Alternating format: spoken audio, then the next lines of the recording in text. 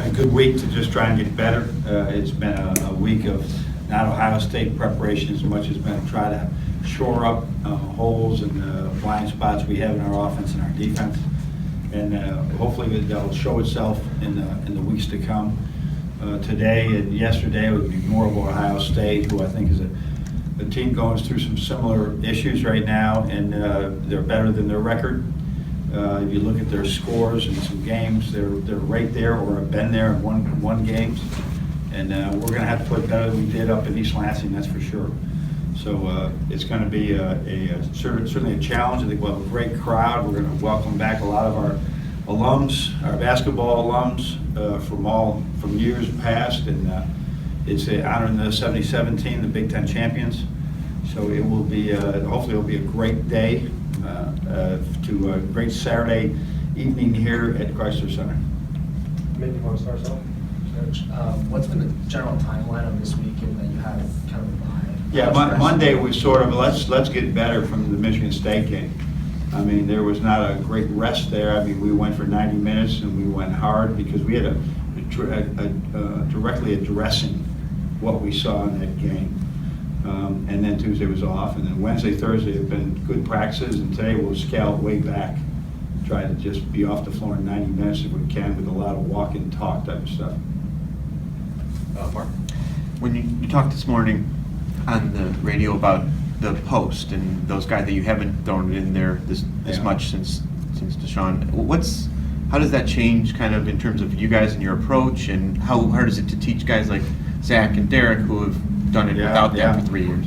Well, we saw some things that have been very effective. I looked at Mo's field goal percentage here, and he's at 72% on twos, and he's been very effective there. And DJ, and it's just like as this game continues to evolve, one thing doesn't change. If you got a good post man and you throw it to him, it simplifies a lot of things. So we can't continue to add movements and do different things against different defenses. We just got to get ourselves set for now and for years to come that post entries are much more consistent, teach our players to throw it in there. So hopefully we can get that ball in there to Mo, to DJ more. Right now, those would be the two primary targets. And knowing that longer term, those two guys could be the focus of this team next year? Exactly. We're just a little bit for now and a whole lot for later. Because it is, you look at Wisconsin and you study this, Wisconsin's consistency, everybody, they got 3 or 4 guys that can post.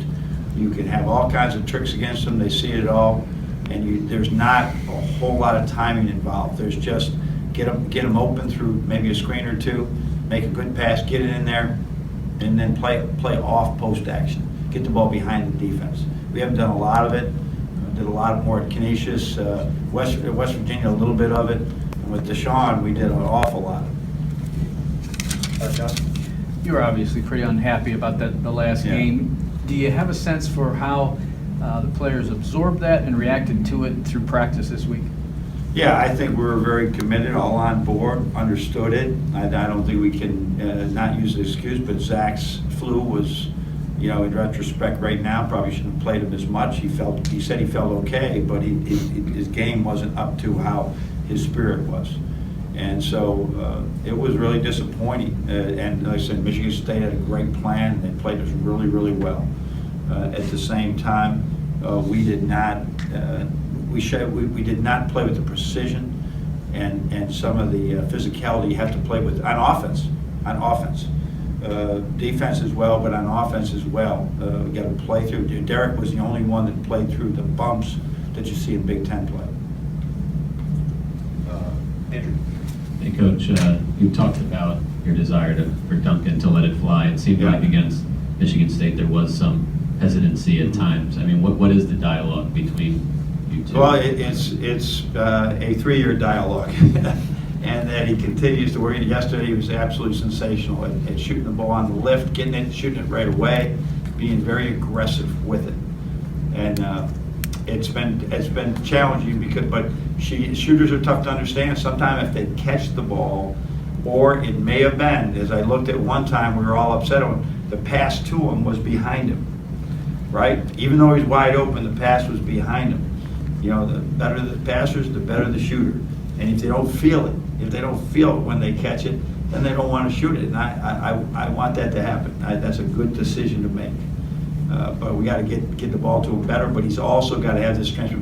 I'm a shooter on the catch. I'm going to shoot it unless I'm guarded, instead of turning and saying, am I guarded? Be a shooter who plays off of that. And then the offense in general, I think it was maybe Monday on the radio, you said the ball was sticking a Yeah. lot. I guess why would that? We didn't attack on the ball screen very well. We didn't do a lot of things. We were like probing and looking and not going downhill, and a lot of that happened with any type of physical bump, or it just stuck. It just can't. It's got to move more, and that's been an emphasis this week. Hopefully, we'll do that. James? John, over these past 5 games, do you think Derek's maybe been playing the best basketball he's played at Michigan? Tough to measure that, but I think he's playing pretty well. I love that he's very confident right now. He's taking the ball to the basket better. If you look, his 2-point field goal percentage is way up from any. He's never been over 40, and he is way over 40, and he is playing really well. So the numbers would say that, that's for sure. And his effort has been tremendous, right? And so it's really, really important that he just continues to trend in that way. And also the same thing at the defensive end. He's got to continue to grow in that area. I make the analogy to a quarterback in football, right, knows all his team's plays. And when you're the quarterback on defense, when you're guarding their quarterback, you got to be like a safety back there. You got to have that same mentality. What are they running? What am I doing? And sometimes we lose that we're just down there maybe just playing. And we got to have that mindset. And I talked to him about this week, and he's really embraced it. Do you feel like maybe he's carrying that burden that maybe for this team to be at his best, he has to be at his best, where in the years past he maybe hasn't had to carry that? Well, certainly different personnel on the team when they first got here. I mean, there was a couple of pros on the team, really 3 pros on the team, 4 pros on the team when he first was the point guard. So it is much different for him. At the same time, he is he's a much better player than he was when he first came in. Here with Zach.